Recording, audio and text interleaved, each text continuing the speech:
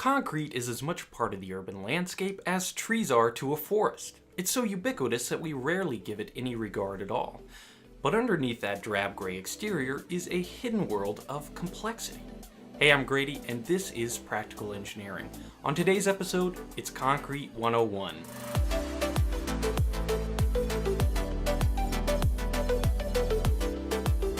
This video is sponsored by Brilliant, more on that later. Concrete is one of the most versatile and widely used construction materials on Earth. It's strong, durable, low maintenance, fire resistant, simple to use, and can be made to fit any size or shape, from the unfathomably massive to the humble stepping stone. However, none of those advantages would matter without this. It's cheap.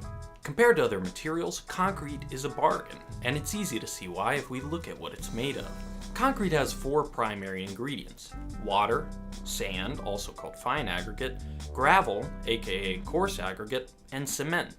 A recipe that is not quite a paragon of sophistication. One ingredient falls from the sky and the rest come essentially straight out of the ground. But from these humble beginnings are born essentially the basis of the entire world's infrastructure. Actually, of the four, cement is the only ingredient in concrete with any complexity at all. The most common type used in concrete is known as Portland cement. It's made by putting quarried materials, mainly limestone, into a kiln, then grinding them into a fine powder with a few extra herbs and spices. Cement is a key constituent in a whole host of construction materials, including grout, mortar, stucco, and of course, concrete.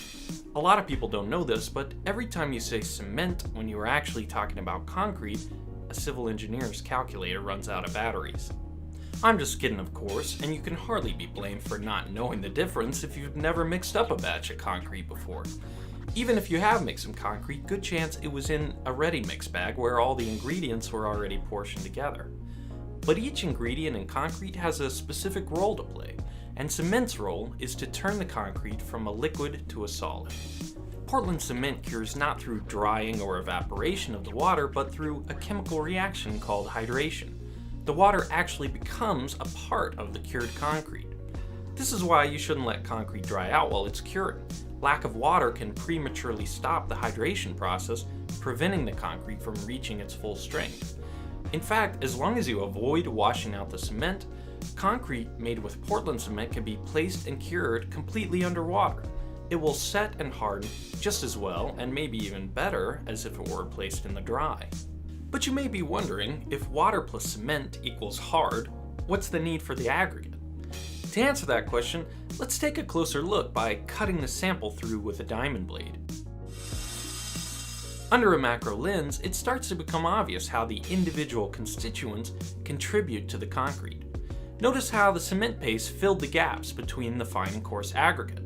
It serves as a binder, holding the other ingredients together.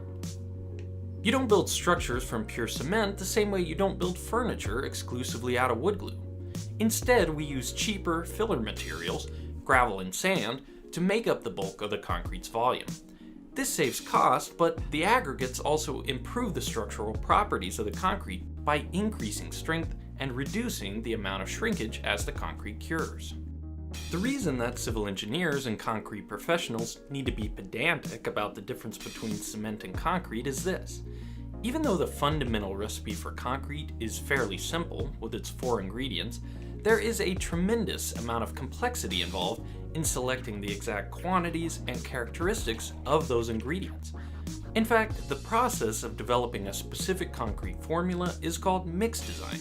And I love that terminology because it communicates just how much effort can go into developing a concrete formula that has the traits and characteristics needed for a specific application.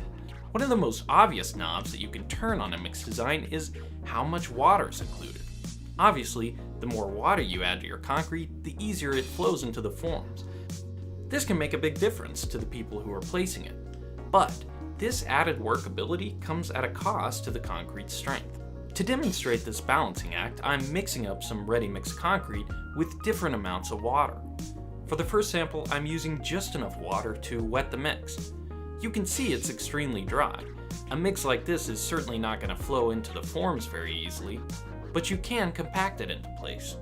In fact, dry concrete mixes like this are used in roller compacted concrete, which is a common material in the construction of dams. For the next 3 samples, I use increasing amounts of water up to what is pretty much concrete soup. After the concrete has had a week to cure, I cut the samples out of the molds. It's time to see how strong they are. This is actually more or less how concrete is tested for compressive strength in construction projects. Obviously, I'm not running a testing lab here in my garage, but I think this will give us good enough results to illustrate how water content affects concrete strength. Plus, these cylinders look like they might attack at any time, and we need to deal with them.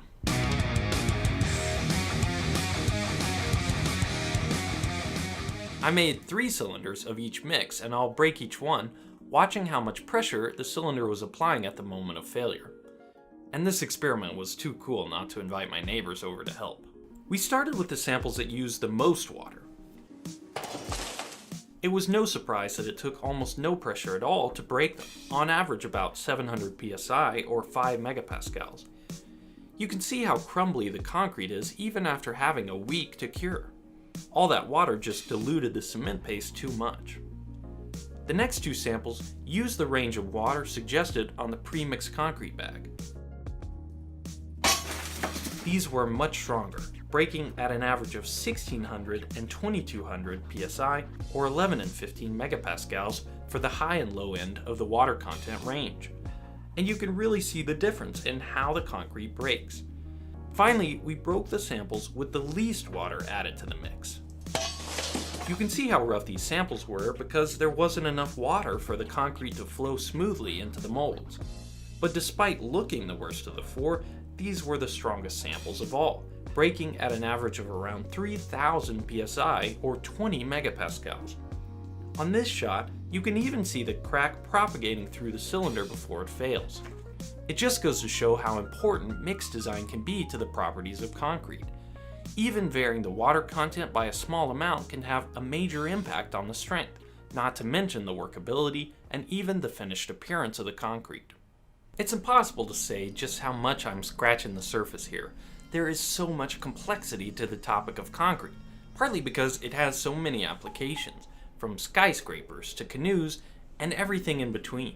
In fact, no matter where you are, you're rarely more than a few feet from concrete, a fact that is inexplicably a source of great comfort to me. But I took less than 10 minutes to describe what is literally the foundation of our modern society. So I'm dedicating at least the next few videos to dive deeper into the topic of concrete. The next video will be about its greatest weakness. If you've got questions about concrete, put them down below in the comments and maybe I can get them incorporated into the next videos. Thank you for watching, and let me know what you think. If you're watching my videos, you probably share my passion for understanding how things work and wanting to apply that knowledge to your everyday life. To do that requires not only learning core concepts, but developing intuition. Brilliant is a problem-solving website that teaches you how to think like an engineer. Their courses are designed to help you gain a deep understanding of the topic. I love this one on solar energy that goes into lots of detail on the intricacies of these systems. To get started developing your own intuition, go to brilliant.org/practicalengineering, or just click the link in the description and sign up for free. The first 200 people will get 20% off the annual premium subscription. Again, thank you for watching, and let me know what you think.